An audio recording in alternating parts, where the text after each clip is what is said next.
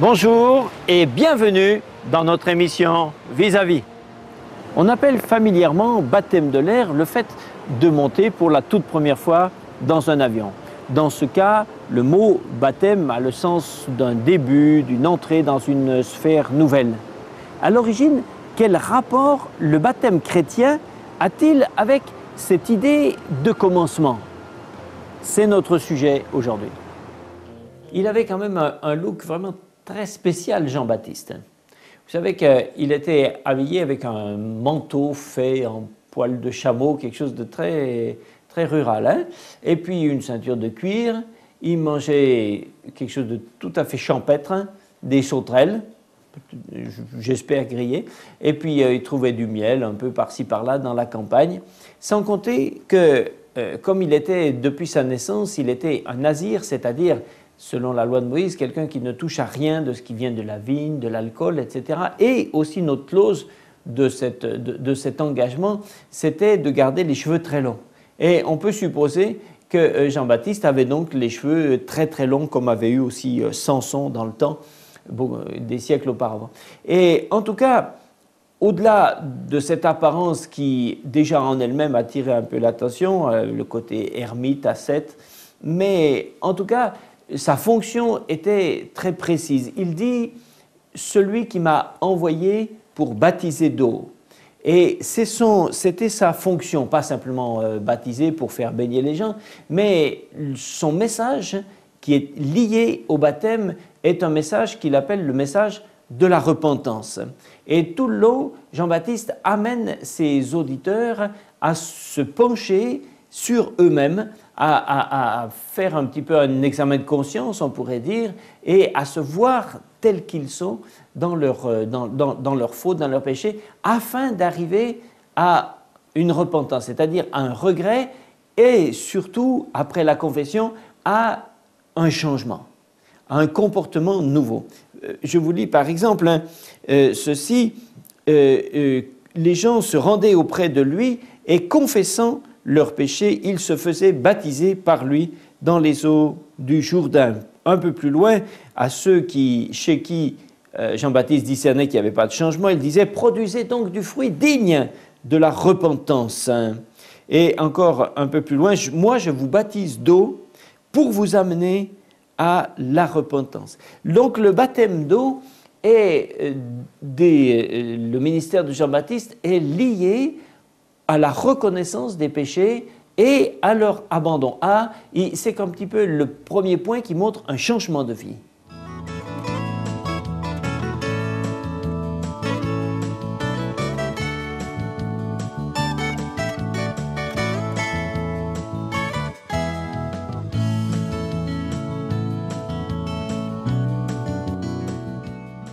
Jean-Baptiste avait un problème parce qu'il a eu une vraie, comment on peut dire, une révélation de l'identité réelle de Jésus, qui était, il faut le rappeler, son cousin, hein, et il a su, bien avant, absolument avant tout le monde, il a su que Jésus était le Christ, qu'il était l'agneau de Dieu. Du reste, c'est ainsi qu'il l'a présenté à ses disciples, il a dit, voici l'agneau de Dieu qui enlève le péché du monde.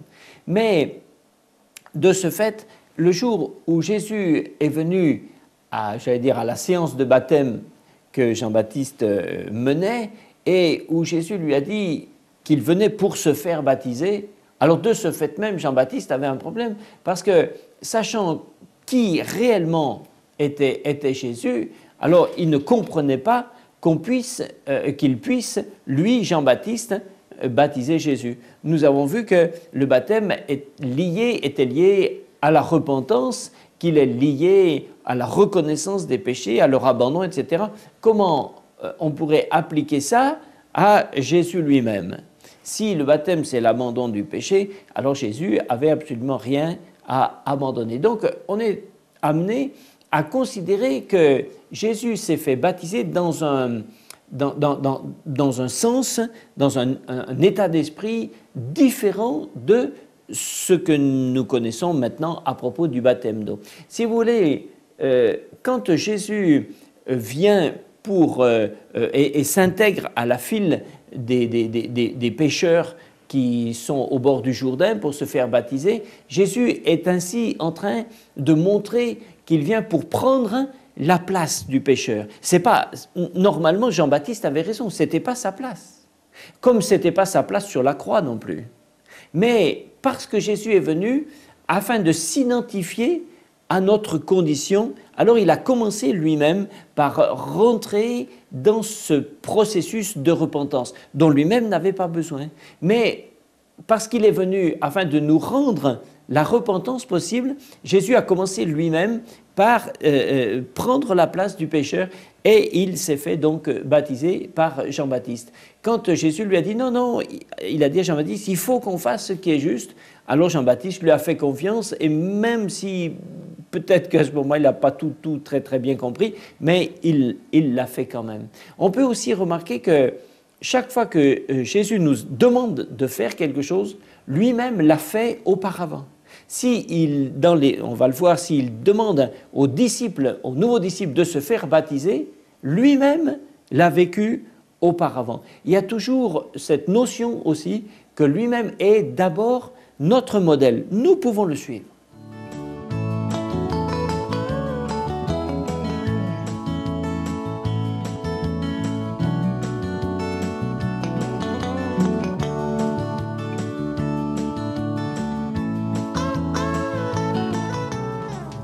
Je participais à une séance de baptême dans la brousse tchadienne, dans le sud, et il y avait assez peu d'eau, c'était un espèce de petit marigot, il y avait assez peu d'eau, et donc le pasteur qui baptisait la personne, et c'était quelqu'un de très grand.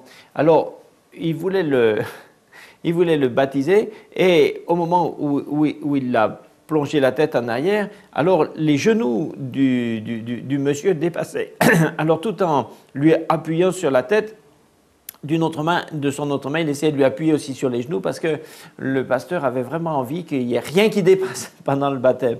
Alors ça a duré un petit moment et l'autre en dessous se débattait parce qu'il n'avait pas non plus envie de rester sous l'eau très longtemps. Enfin bon, donc c'était simplement pour dire quelle quantité minimale d'eau il faut pour baptiser. Eh bien, ce n'est pas une quantité spéciale, mais il faut quand même pouvoir recouvrir la personne. Jean dit que Jésus, accompagné de ses disciples, se rendit dans la terre de Judée. Là, il demeurait avec eux et il baptisait. Jean-Baptiste aussi baptisait à Hénon, près de Salim, parce qu'il y avait là beaucoup d'eau. Et on venait pour y être baptisé. Donc, on voit ici qu'on baptisait évidemment par immersion, puisque c'était dans une rivière, et il fallait qu'il y ait beaucoup d'eau. Et d'autre part, on voit que Jésus, dès le début de son ministère, Jésus lui-même a baptisé ses premiers disciples.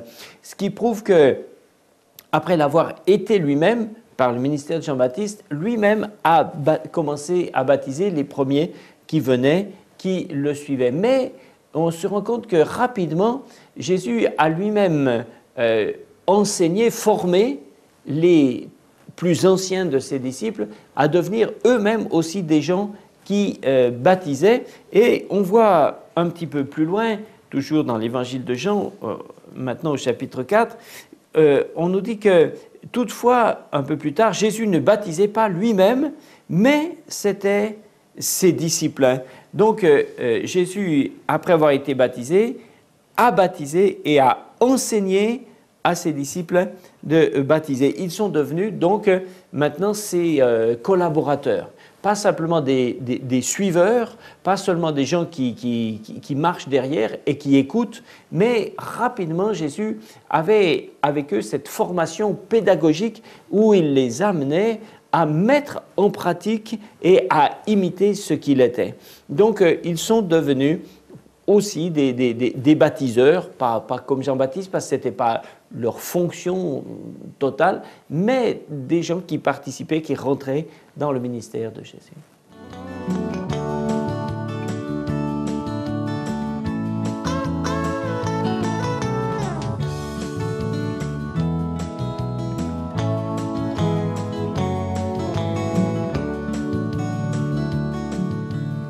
Les toutes dernières paroles qu'adresse une personne à des gens qu'il sait ne plus jamais revoir par la suite sont évidemment très importantes. C'est quelquefois ce qu'on appelle un testament spirituel, un testament moral, etc. Et c'est intéressant de voir les tout derniers mots, la dernière exhortation que Jésus donne à ses disciples. Il dit « Allez, faites de toutes les nations des disciples, les baptisant au nom du Père, du Fils et du Saint-Esprit, enseignez-leur à observer tout ce que je vous ai prescrit, et voici, je suis avec vous tous les jours jusqu'à la fin du monde. » Donc la dernière exhortation positive, le dernier ordre, c'est « Faites des disciples et baptisez-les ». Donc on voit que Jésus lui-même a ordonné le baptême d'eau d'une manière très explicite, très claire, comme faisant partie vraiment de la vie normale de l'Église.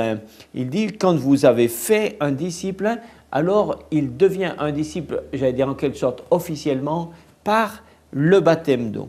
Et c'est aussi ce qu'a compris l'Église. Et on voit que dans le livre des Actes des Apôtres, qui est donc la suite un petit peu du ministère de Jésus, mais une fois que Jésus est monté au ciel, dans le livre des Actes des Apôtres, on voit que l'Église a très bien compris que le baptême d'eau était une prescription importante pour Jésus. Une preuve, c'est que le jour de la Pentecôte, la première fois où il y a eu ce qu'on pourrait appeler une réunion d'évangélisation, les disciples, pour rappeler de cette histoire, étaient dans la chambre haute, le Saint-Esprit est descendu sur eux et remplis du Saint-Esprit, ils sont sortis dehors, ils étaient exaltés, enthousiastes, ils ont expliqué le salut à la foule qui était là et Pierre leur a dit tout de suite à tous ces gens, il leur a dit « Faites-vous baptiser, repentez-vous et faites-vous baptiser ». Donc si Pierre leur a parlé du baptême d'eau le premier jour, dans la première réunion, c'est que pour lui, il avait enregistré dans son entendement que le baptême était absolument important. L'apôtre Paul, lorsqu'il s'est converti, était auparavant un persécuteur et il a été pendant 3 jours, il est resté aveugle suite à l'intervention de la révélation de Jésus. Dès qu'il est arrivé à Damas et où il a compris l'évangile, alors après ces 3 jours où il avait été aveugle, il n'avait rien mangé du tout pendant 3 jours et là dès qu'il a compris, qu'il a retrouvé la vue, alors d'abord il s'est fait baptiser et ensuite on lui a donné à manger alors qu'il n'avait rien mangé, rien bu pendant 3 jours. Donc c'est la preuve que pour lui et pour ceux qui l'entouraient, le baptême était absolument important. L'Église a toujours compris l'ordre de Jésus de baptiser comme un ordre formel.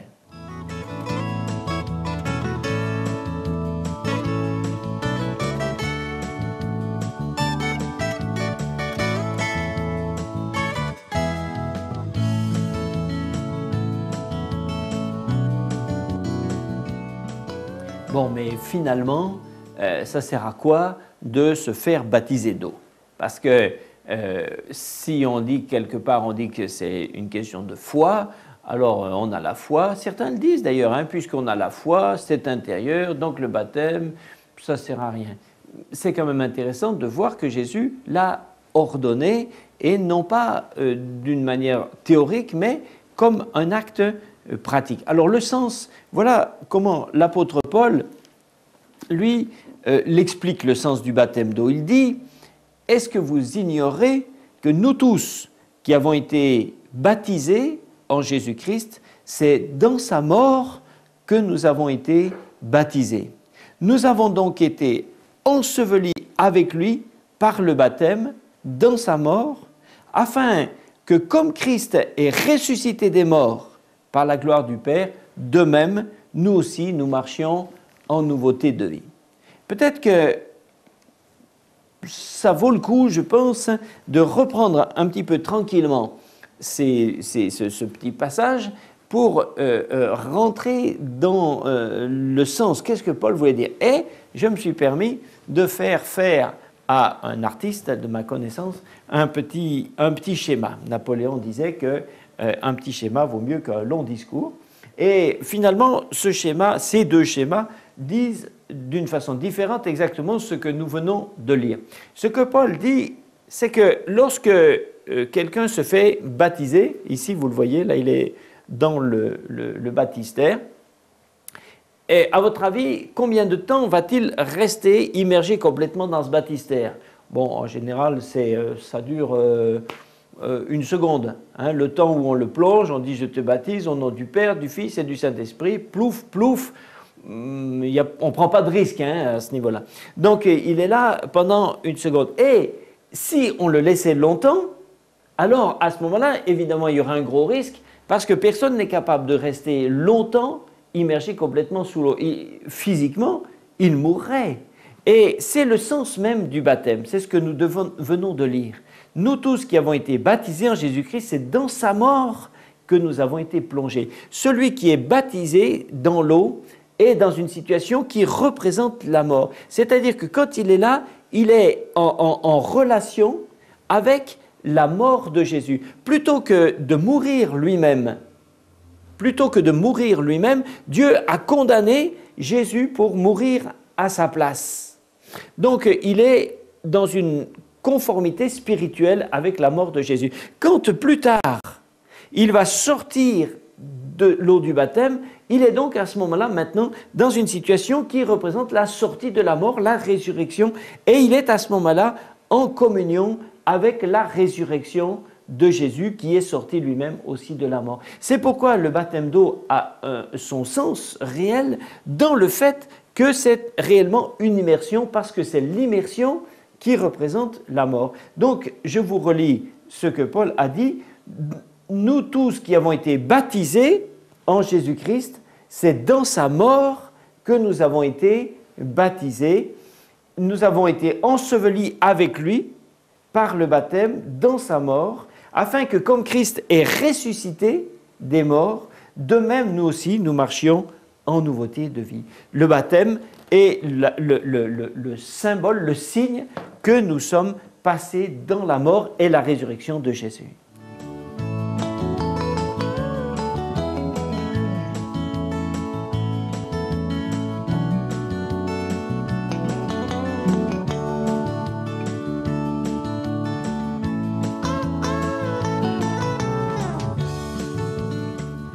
Avez-vous suivi un cours de baptême avant votre baptême? Bon, évidemment, ça dépend si vous avez été baptisé déjà, c'est sûr. Mais qui doit-on baptiser? On peut se poser la question. Et dans quelles conditions? Alors, en tout cas, dans le Nouveau Testament, il y a plusieurs réponses à cette question. L'une, c'est un passage que nous avons déjà vu, c'est celui de la fin de l'évangile de Matthieu, où Jésus dit « Faites de toutes les nations des disciples, les baptisant au nom du Père, du Fils et du Saint-Esprit. » Donc, la réponse ici, elle est claire, faites de toutes les nations des disciples, les baptisant. Donc, ce sont des disciples qu'on baptise. Déjà, rien que ça élimine tout candidat qui ne serait pas lui-même conscient d'être un disciple. Donc, pas un nouveau-né. Un nouveau-né n'est pas un disciple. Un disciple, c'est quelqu'un qui a décidé non seulement de suivre Jésus, de le croire, mais aussi de mettre sa vie en conformité. C'est quelqu'un qui veut lui ressembler. Donc, c'est une notion extrêmement forte. C'est un disciple qu'on baptise. Dans l'évangile de Marc, on retrouve bien sûr la même notion, mais exprimée un petit peu différemment. Marc dit « Celui qui croira et qui sera baptisé sera sauvé, mais celui qui ne croira pas sera condamné. » Donc, celui qui croira et qui sera baptisé. Donc, croire d'abord pour se faire baptiser. On se fait baptiser parce qu'on a cru. On montre par le baptême qu'on a cru. Au sens, dans l'évangile du verbe croire, c'est très fort aussi. Jésus dit, celui qui croit en moi, c'est celui qui obéit à mes commandements. Donc on est loin de la question de la croyance, d'une théorie, d'un dogme, l'acceptation d'un credo, etc. Non, non. Il s'agit ici d'une conformité personnelle totale à la vérité qu'on a reçue par révélation. L'apôtre Pierre répond encore à la même question qui baptisait par une autre approche. Et lui, il dit « Repentez-vous et que chacun de vous soit baptisé au nom de Jésus-Christ. » Ça veut dire que Pierre, lui, dit qu'on baptise quelqu'un qui s'est repenti de ses péchés. Pas seulement quelqu'un qui a adhéré d'une façon intellectuelle à une foi, mais quelqu'un qui a changé de vie. Toutes ces prescriptions évidemment élimine la notion traditionnelle du baptême des nouveau-nés.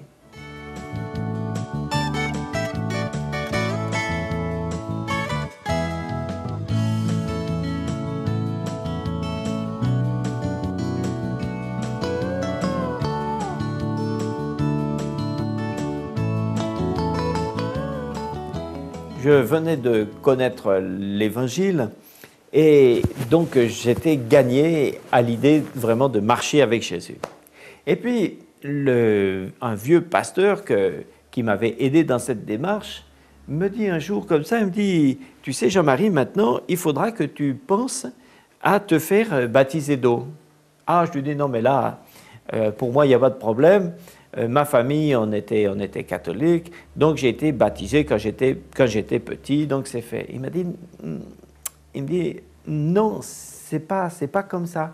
Dans l'enseignement de Jésus, le baptême concerne des adultes, c'est un baptême par immersion, un baptême de disciple, de celui qui a cru, etc. Et sur le coup, quand ce vieux monsieur que je respectais beaucoup m'a dit ça, j'étais pas content. J'ai dit, voilà, ça c'est des histoires encore, on va retomber dans ces histoires de querelles de clochers. Chez nous, on fait comme ci, chez les autres, on ne fait pas comme ça, etc. Le baptême, c'est le baptême, un point, c'est tout. Et il a vu que j'étais pas très content.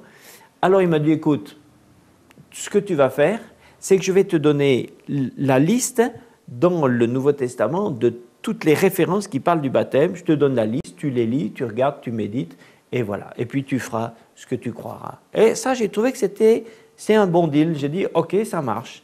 J'ai pris mon petit papier et je suis rentré chez moi et j'ai commencé tous les jours à relire les versets de cette petite liste. Et plus je les lisais, plus j'étais obligé de constater que, effectivement, le baptême d'eau, c'est un baptême par immersion, c'est un baptême d'adulte, c'est un baptême de disciple, c'est un baptême de croyant, c'est un baptême de quelqu'un qui s'est repenti, c'est un baptême de quelqu'un qui, comme dit l'apôtre Pierre, qui engage une bonne conscience envers Dieu. S'il a une bonne conscience, c'est qu'elle a été purifiée par le sang de Jésus. S'il y a un engagement, c'est que c'est quelqu'un qui prend une décision. J'ai dit, mais moi, quand j'avais 8 jours, j'ai rien fait de tout ça. Donc, je me suis rendu compte que je devais me faire baptiser. Et avec mon épouse, on faisait la même démarche en même temps, ce qui fait qu'on a été ensemble, lisant la Bible, on a été convaincus par la parole de Dieu, en même temps, ensemble, et on a décidé de se faire baptiser. Et ce petit groupe de chrétiens qui nous avait aidés était dans le nord-ouest de la France. Nous, on était dans le sud-est, donc on était loin. Et on a attendu une fois où on pouvait aller les trouver là-bas pour se faire baptiser. Et franchement, on était dans une grande impatience. Et quand le jour est arrivé, on a été baptisé d'eau. C'était pas vraiment une église, c'était quelques chrétiens comme ça dans une maison, ils connaissaient personne. On a été baptisé dans une baignoire, on connaissait pas d'église, on a fait ce qu'on pouvait, mais on était dans une joie de se faire baptiser, une joie extraordinaire.